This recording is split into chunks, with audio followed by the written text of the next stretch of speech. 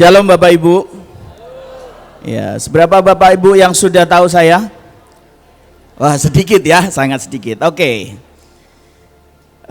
Saya juga nggak tahu retreat kali ini saya berbicara di tempat ini. Biasanya di gedung sebelah atau di ruangan-ruangan yang lain. Oke, perkenalkan, nama saya Rudi Sugiarto. Kemarin istri saya sudah bicara di sini. Istri saya yang mana nanti cari tahu sendiri ya. Oke. Kalau saya sama istri saya itu seperti bumi dan langit. Kalau dia menyampaikan firman, dia pasti akan membuat orang menangis. Kalau saya menyampaikan firman, akan membuat orang terhibur. Ya, jadi komplit kan? Ya, dari yang nangis sampai tertawa semuanya ada. Oke, hari ini sebuah kehormatan buat saya bisa melayani Tuhan bersama dengan senior saya, Pak Thomas dan Bu Ripka. Ya, nanti saya mungkin tidak mengambil waktu terlalu banyak supaya bisa beliau bisa menceritakan lebih banyak lagi. Oke. Saudara, ada yang ngantuk? Ada? Ada. Ada ya ternyata. Oke. Saya mau memastikan saudara seperti ini. Ini kan mumpung masih hari kedua ya. Kemarin hari pertama lah ya, kemarin hari ke-0 tuh ya, yang sore begitu. Saya mau memastikan saudara nanti pulang sampai tanggal 1, ini sekarang baru tanggal 29 ya, masih ada 30, masih ada 31, masih ada 1. Saya mau memastikan saudara pulang tidak sia-sia di tempat ini. Amin. Ya. Saudara harus memastikan dirimu engkau duduk di sini, kalau encok ya encoklah, tapi pulang membawa berkat yang dari Tuhan. Jangan cuma pulang bawa encoknya aja. Ya kan? Berkat Tuhannya enggak bawa. Nah, saya mau memastikan saudara setiap apapun yang disampaikan di tempat ini, saudara enggak cuma dengar, terima, lewat begitu saja ya. Apalagi kalau habis sesi diumumkan, di bawah ada toko-toko yang jualan. Wah, langsung gitu kan ya, belanja, ditanya firmannya apa tadi, lupa begitu. Oke. Saudara tujuannya ke sini belanja atau mendengarkan firman Tuhan? Ya, yang benar dua-duanya. Belanja boleh lah ya, boleh. Nanti saya diomelin panitia, membuat omset turun katanya. Nah, saya akan awali dengan sebuah cerita. Saya berharap saudara bisa menangkap dari cerita ini ya. Ini cerita sederhana, tapi kalau saudara tangkap intinya, ini akan membuat saudara mengerti nanti tanggal 30, tanggal 31, 1, bahkan acara Mahanaim apapun nanti yang dilakukan. Ya, ceritanya seperti ini, ceritanya enteng-enteng aja saudara, begini. Jadi satu hari, ada seorang ibu-ibu, nah ya, the power of emak-emak, yang kalau kasih sign kiri beloknya, tahu semua ya. Nah, begitu. Ya, orang ngalamin. Iya, ngalamin. Oke. Nah, ada seorang ibu-ibu ini dia mau pergi dari Jakarta ke Surabaya ceritanya, naik pesawat. Ibu ini orangnya tertib, saudara. Ya. Di tiket dibilang jam sekian, dia datang ke bandara jam sekian. Jadi bahkan sampai check-in counternya belum buka, dia sudah datang di situ. Dia sudah antri duluan. Begitu petugasnya mempersilahkan, dia check-in pertama kali, masukin bagasi dan lain sebagainya. Keluarlah tiketnya dia. Ya, masuk ke, kalau saudara naik pesawat, saudara pasti tahu habis itu prosesnya akan lewat pemeriksaan lagi, masuk ke ruang tunggu. Ruang tunggu pun dia masuk yang pertama kali. Ya, dengerin baik-baik, dengerin baik-baik. Kalau saudara ngantuk, saudara nggak ngerti. Ya, nanti akan terlihat yang tertawanya terlambat berarti ngantuk. Ya. Nah, saya nggak sebutkan namanya emak-emak ini ya, begitu. Sebut aja si Mawar begitu. Ada yang namanya Mawar? Maaf. Sebut saja si A begitulah ya. Nah, singkat cerita, akhirnya diumumkan bahwa penerbangan menuju Jakarta Surabaya, semua penumpang harus masuk ke dalam pesawat. Ibu ini pertama kali juga, dia nggak mau jadi nomor 2, dia nggak mau jadi yang terbelakang, dia mau yang pertama. Dia masuk pesawat, Begitu masuk pesawat dia lihat kursi yang pertama kali dia duduki di situ. Ya kan? Dan ternyata di belakangnya dia ada penumpang yang punya kursi itu. Singkat cerita mereka berdebat, ibu nomor berapa? Nggak bisa. Saya sudah ngantri paling pagi, Pak. Check in paling pagi, nunggu paling pagi, masuk pesawat nomor 1. Jadi kursi pertama hak saya. Ya kan? Kira-kira bapak ini menang nggak sama emak-emaknya? Nggak menang, the power of emak-emak kok. Ya. Si bapaknya nggak tahu bagaimana harus menjelaskan lagi. Dia panggil pramugarinya, tolong mbak, tolong jelasin ya ibu ini nomor saya duduk di sini, kenapa didudukin? Dan sekali lagi pramugari pun tidak bisa memenangkan perdebatan. Ya, sampai akhirnya si pramugari memanggil si pilot ceritanya. Kebetulan pilotnya namanya Rudi Sugiarto, yang dipenuhi dengan hikmat Tuhan, begitu kan? Dia mikir gimana caranya ya. Ini sudah terkenal, emak-emak itu nggak ada yang bisa ngalahin, begitu kan? Nah, sampai akhirnya si pilot ini cuma ngomong gini. Coba saya lihat tiket ibu punya tiket nggak? Punya, dia bilang gitu, tunjukin. Begitu dia baca, oh, ibu tujuannya kemana? Surabaya. Bu, yang duduk paling depan turun Cirebon. Barulah ibu itu mau pindah, saudara. Yang nggak ketawa, nggak mudeng berarti ngantuk, ya. Saudara mungkin dengar cerita ini ketawa ya.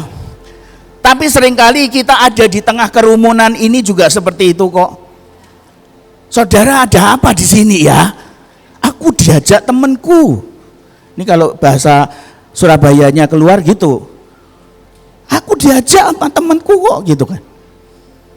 Gak ngerti dah, suruh peperangan, ya wis perang pokoknya gitu. Tumen gak ngerti apa, ya kan, pemetaan gak ngerti nanti begitu. Apa bedanya sama si mama tadi? Gak ada tuh, ya benar ya, gak ada bedanya, ya kan. Dia cuma dibilang, bu, yang duduk di depan ini turunnya Cirebon, dia pindah, saudara. Ya padahal orang itu pesawat Surabaya semua, ya kan. Ya nggak ada yang mau diturunin dari pesawat waktu nyampe di atas Cirebon, ya nggak ada yang mau begitu. Tapi seringkali kita seperti itu, dan saya nggak mau saudara bayar nih ya duduk dengan model seperti ini, nggak ada kursinya, tidur cuman kasurnya setipis dekrepes. Tapi kalau saudara ngerti kenapa tujuanmu di tempat ini, engkau akan menerima berkat yang luar biasa. Amin. Ya. Saya dari tadi coba dengerin sekilas begitu kan ya. Kemarin saya ikut juga malam di sini. Wah, luar biasa banget. Berkatnya luar biasa. Saudara, altar kau didoakan, kesembuhan, pelepasan, bayangin komplit gitu. Tapi kalau saudara nggak ngerti, saudara pulang paling cuman gini, iya ya, kemarin aku kok nggak ketemu sama si ini, kok aku nggak lihat ini, malah ngegosip nanti ujungnya. Iya, si ini sudah nggak mau pelayanan lagi gitu loh. Kepahitan sama siapa? Sama Pak Sugi, karena dibilang turunnya Cirebon soalnya. Ya, oke, sudah melek sekarang. Khotbahnya bukan yang itu, tadi cuma buat melek aja ya. Oke, kita akan lihat sama-sama ya. Saya dapat tema God Standard ISO pelayanan, ISO ya, ISO ya, standar operasional gitu ya. Buat pelayanan itu apa sih semestinya begitu? Ya, sejujurnya tadi makanya saya harus sebutin gitu. Saya pelayanan hari ini sama senior saya begitu kan, karena saya nggak tahu Bu Ripka inget atau tidak, saya hari itu pernah lagi tidur siang dibangunin sama Bu Ripka, ya kan, bangunin di asrama, bangun, saya ngantuk bilang, ada apa Ci, gitu kan, saya manggilnya gitu, ada apa, kamu piket ya, iya, Itu kamar mandi kotor semuanya, bersihin lah, enak-enak tidur ya kan. Langsung ngomong, enak-enak tidur di bangunan gitu kan. Dibangunin maksudnya. Oke, ya. Tapi saya belajar dari beliau banyak. Nah, saudara, saya mau tanya dulu, seberapa banyak saudara yang sudah pelayanan di atas 5 tahun? Gak ada. 10 tahun? Lah kok malah dikit? 15 tahun? Lah kok dikit juga? Ada yang sudah 20 tahun ke atas? Ya jangan malu-malu lah kalau angkat tangan ya. Nah, saudara, saya merenungkan firman ini. Saya semestinya dapat firman ini awal sekitar bulan November lah begitu. Saya nggak tahu kenapa tiba-tiba saya dikasih tema ini, dan buat saya ya sudah, ini isi hati Tuhan yang saya harus sharingkan buat setiap saudara. Kita baca dulu ya di Kejadian 28 ayat yang ke-18.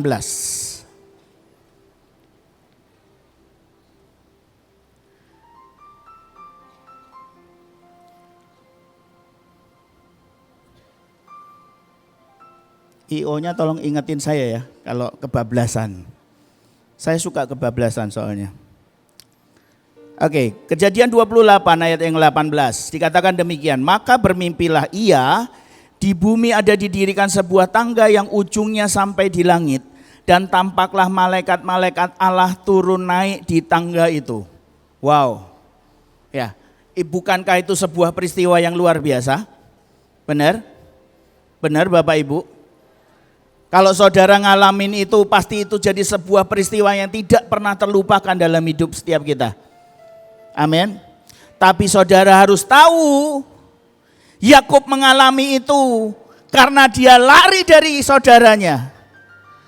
Itu kalau pada waktu saya dapatkan ayat ini, ya, tiba-tiba Tuhan tuh kasih sebuah gambaran. Itu sebuah pelayanan pertama kali Yakub harus mulai semuanya. Dia memulai pelayanan dalam hidupnya tidak dengan sesuatu yang baik. Dia pelarian, dia melakukan kesalahan. Dibilang kesalahan atau kebetulan saya nggak tahu itu ya. Tapi intinya dia lari. Pada waktu dia pergi, dia ngalamin itu. Malam-malam dia tidur, dia cuma ambil batu dan dia melihat hari itu. Dan Alkitab mencatat apa? Malaikat turun naik.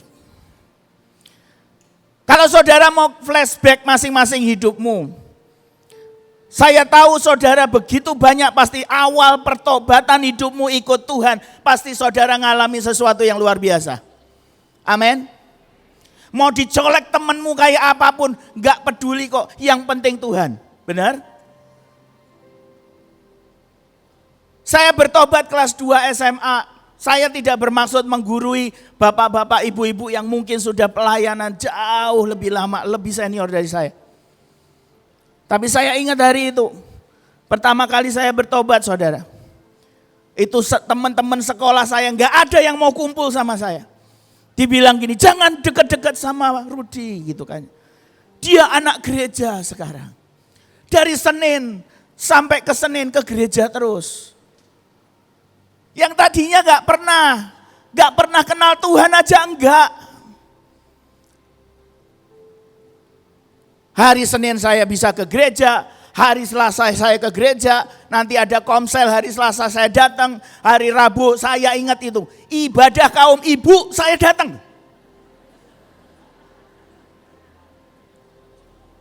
Ya, ibadah kaum ibu biasanya hari Rabu kan? Nah, saya datang di situ. Nanti Kamis ada apa lagi saya datang lagi, saya ingat itu Sabtu pasti latihan musik, saya datang. Persiapan buat sekolah minggu, saya datang. Hari Minggu ibadah 2 kali, saya datang.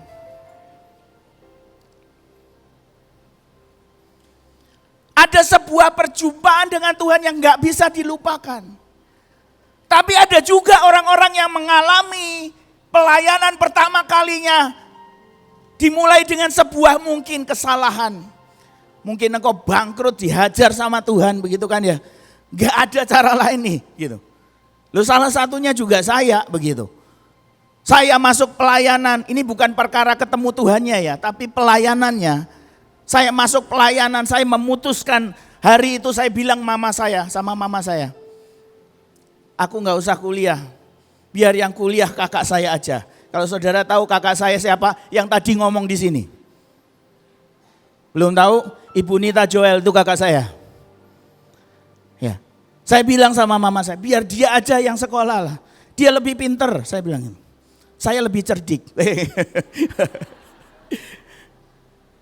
Saya pelayanan aja.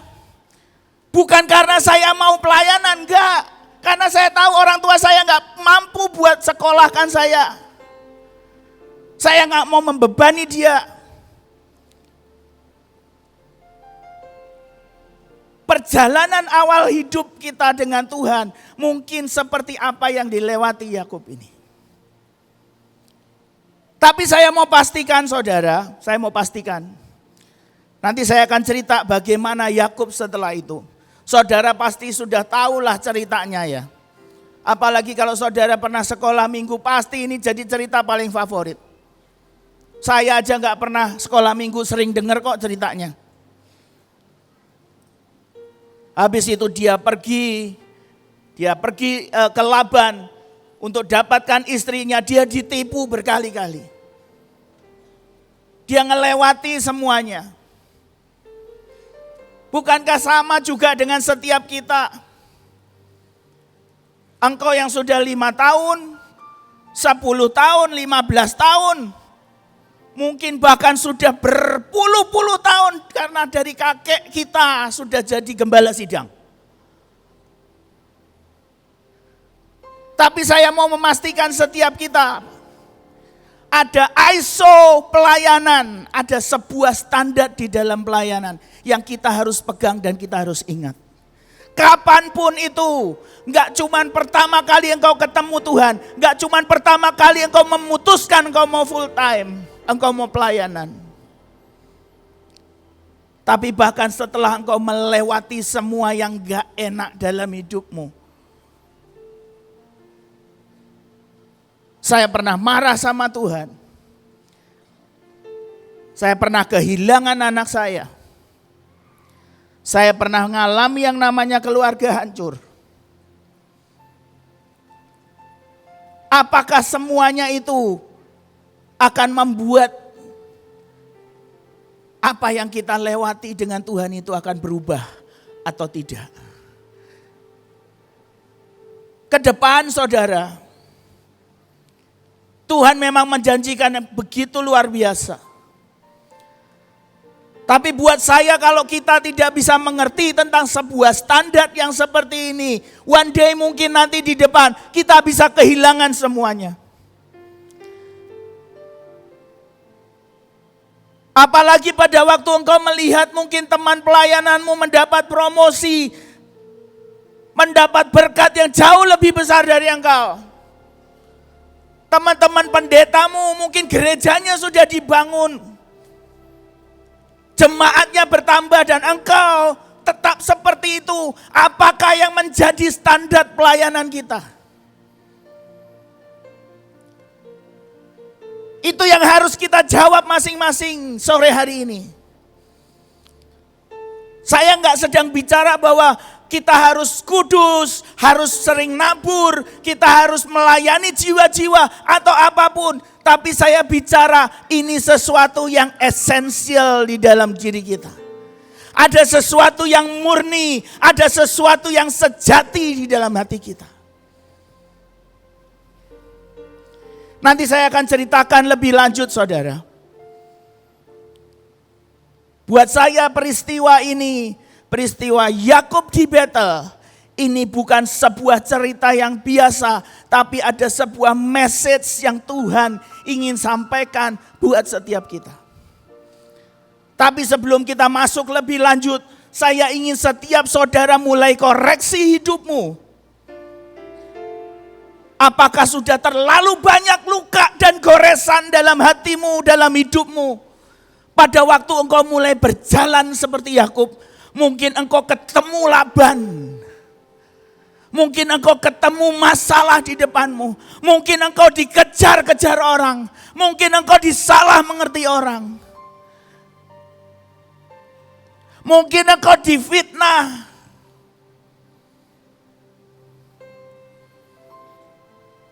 Apakah itu yang menggores dan membuat langkahmu berbeda nantinya? Kita akan lanjut, saudara. Next slide.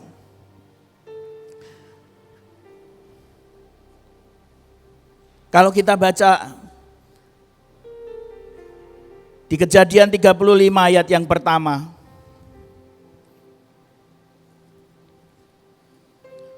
Saya kasih judul di situ, kembali ke Betel. Saya nggak tahu saudara pernah baca ayat ini atau tidak, tapi pada waktu saya baca ayat ini saya cukup kaget. Ya. Ada sebuah peristiwa, Yakub kabur dari saudaranya, dia sampai di satu tempat, dia tidur malam hari itu. Dia dapat penglihatan, dia melihat sebuah portal yang terbuka dan malaikat naik turun. Itu enggak ada doa loh saudara, dia tidur kecapean menurut saya. Dan di pagi harinya dia mulai susun batu-batu di situ. Dan dia berkata, hari ini aku namai tempat ini Betel. Yang artinya apa? Rumah Tuhan. Benar? Benar ya? Setelah itu dia melanjutkan perjalanannya, kisah hidupnya, kisah pelayanannya. Dia diberkati ya memang, tapi dia mengalami berbagai macam hal yang menurut saya enggak enak kok. Tapi ada satu ayat. Kalau tadi di Kejadian 28 ini Kejadian 35 dikatakan demikian ayat yang pertama. Allah berfirman kepada Yakub, bersiaplah, pergilah ke Betel, tinggallah di situ dan buatlah di situ mezbah bagi Allah yang telah menampakkan diri kepadamu ketika engkau lari dari Esau kakakmu. Ada sebuah pesan dari Tuhan. Saya nggak tahu siapa orangnya di tempat ini. Saya nggak tahu seberapa lama engkau sudah pelayanan. Berapa lama engkau jadi gembala, berapa lama engkau jadi pendeta. Tapi ada sebuah pesan Tuhan yang ingin disampaikan sore hari ini. Kembali ke Betel. Kembali ke Betel. Dan di situ Tuhan jelaskan bahwa ayo yang kali ini siapkan. Tinggallah di situ, buatlah di situ mezbah. Jadi kalau digambarkan dia pada waktu Yakub balik yang pertama kali dia lakukan bukan tidur lagi di atas batu, bukan. Tapi dia buat mezbah di situ. Dia buat korban di situ. Dia naikkan doanya, dia naikkan penyembahannya. Karena itu yang sejati, yang semestinya Tuhan inginkan buat setiap kita pelayan-pelayan Tuhan. Amin. Saya tidak punya poin banyak. ISO pelayanan, balik ke Betel. Balik ke Betel. Saudara mungkin pada waktu engkau pertama kali engkau melayani Tuhan. Engkau merintis sebuah gereja pelayanan, persekutuan doa atau apapun lah. Mungkin hari itu engkau begitu membara, engkau naik sepeda, engkau jalan kaki, engkau lakukan semuanya dengan sebuah cinta. Tapi pertanyaannya, setelah engkau melewati perjalanan pelayananmu, apakah masih didapati hal yang seperti itu? Apakah engkau sudah mulai hitung-hitungan sama Tuhan? Atau engkau sudah mulai memilih, wah ini kalau pelayanan ke sini kayaknya susah nih. Harus naik pesawat, habis itu naik kapal, habis itu berenang, habis itu naik getek, habis itu apa lagi lah. Kalau bisa suruh wakil saya aja.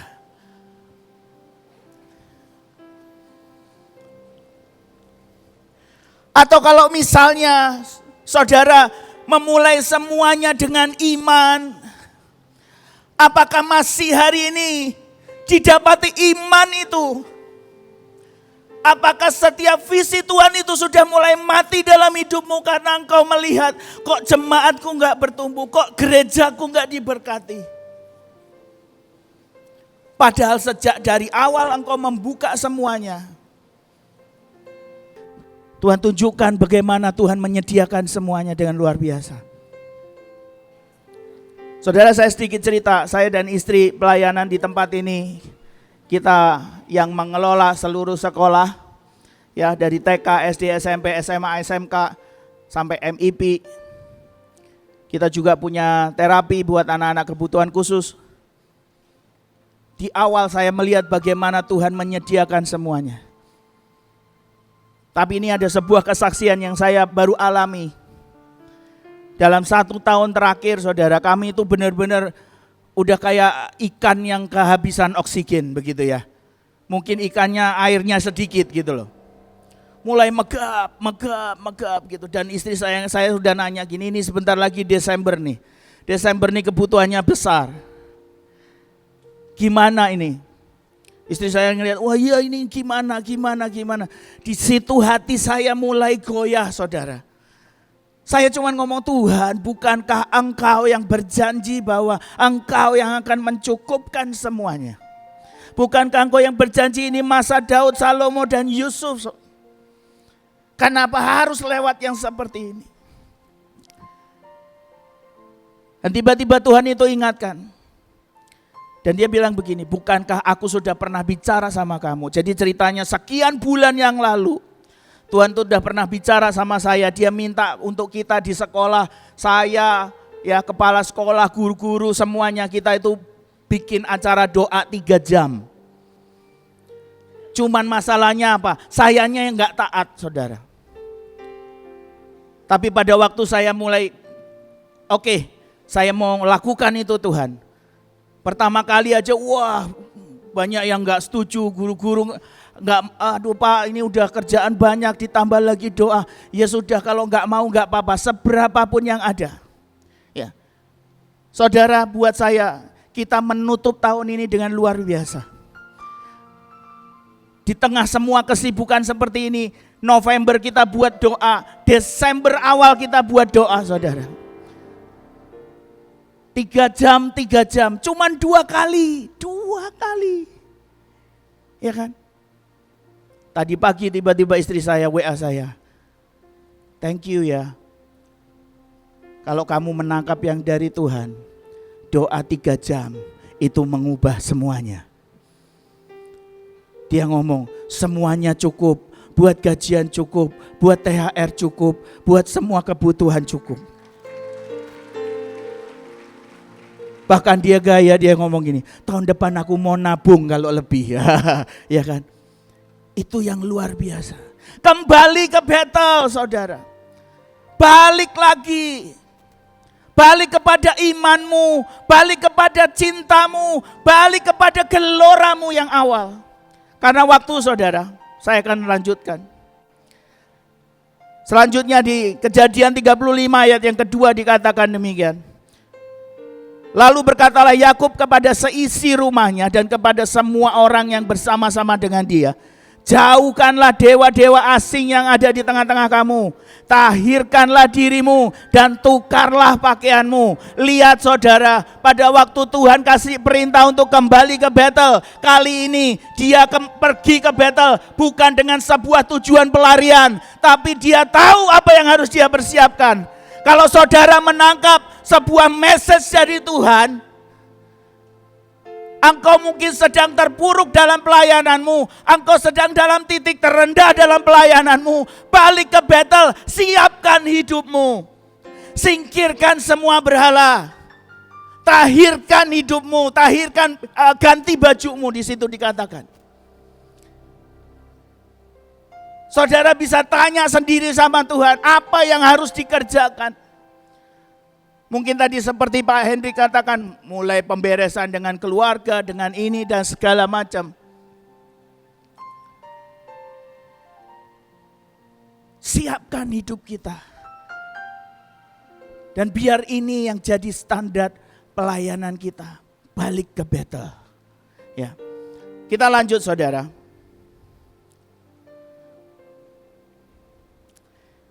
Kejadian 35 ayat yang ke-7. Saya akan baca ceritanya secara urut, secara kronologikal. Dikatakan demikian. Didirikannya lah mezbah di situ. Dinamainya lah tempat itu apa? Dinamai tempat itu apa? Namanya Betel atau El Betel? Saya yang salah baca atau saudara yang salah baca? Enggak ada yang salah baca, saudara. Ya, saya lanjutkan. Karena Allah telah menyatakan diri kepadanya di situ ketika ia lari terhadap kakaknya. Ini janji Tuhan loh. Kalau engkau meresponi panggilan Tuhan di dalam pelayanan setiap kita, di dalam hidupmu mengiring Tuhan, balik ke Betel, balik ke Betel, balik ke Betel. Engkau gak cuma lihat malaikat naik turun, engkau gak cuma lihat mujizat-mujizat yang terjadi, engkau gak cuma lihat pertolongan demi pertolongan, tapi engkau akan ketemu dengan Tuhanmu sendiri. Amin. Buat saya ngalamin seperti ini. Yang tadi saya ceritakan kesaksian itu bukan masalah uangnya, tapi saya tahu Tuhan saya gak pernah bohong. Dia cuma minta, ayo nak punya waktu 3 jam berdoa.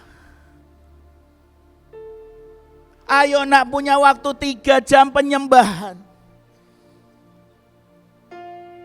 Saya dapatkan Tuhan saya kembali.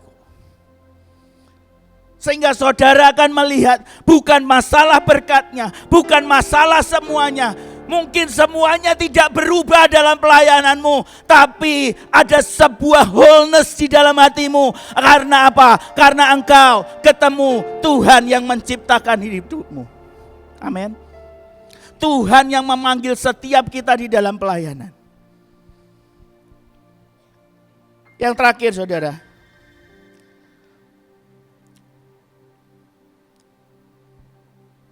Saudara bisa baca tulisan saya di atas. Tiba-tiba Tuhan tuh kasih kata-kata ini. Kalimat ini. Tanpa kembali ke Betel, Yakub hanya seorang penipu dan tidak pernah menggenapi destininya menjadi Israel. Kenapa? Karena ayat Kejadian 35 ayat 10 dikatakan, namamu Yakub, dari sekarang namamu bukan lagi Yakub melainkan Israel, itulah yang akan menjadi namamu. Maka Allah menamai dia Israel. Engkau mau pelayanan lanjut berapa tahun lagi ke depan, tapi tanpa engkau kembali kepada kesejatian pelayananmu yang sebenarnya, kepada hatinya Tuhan sendiri. Cari Tuhan, cari kehendaknya, cari pribadinya. Mungkin kita hanya jadi Yakub yang penipu kok. Yakub yang Alkitab ngomong the heel catcher. Artinya dia cuma bisa jegal saudaranya. Tapi kalau engkau mau meresponi panggilan Tuhan, Tuhan akan bawa engkau ke tempat yang sama, battle yang sama, tapi engkau ketemu Tuhanmu. Engkau ketemu dengan siapa yang memanggil engkau melayani hari ini. Dan itu yang akan membuat Yakub yang penipu tadi berubah jadi orang yang diurapi Tuhan. Amin. Kalau engkau mau meresponi semuanya, engkau akan dibawa masuk ke dalam destinimu. Mungkin selama ini kita berpura-pura baik, itu kan, pelayanan jalan terus, ya kan. Gak pernah ditinggalin, tapi sejujurnya udah capek, udah jenuh, udah marah mungkin. Gak ada iman. Bagaimana kalau kita menjalani pelayanan dengan seperti itu?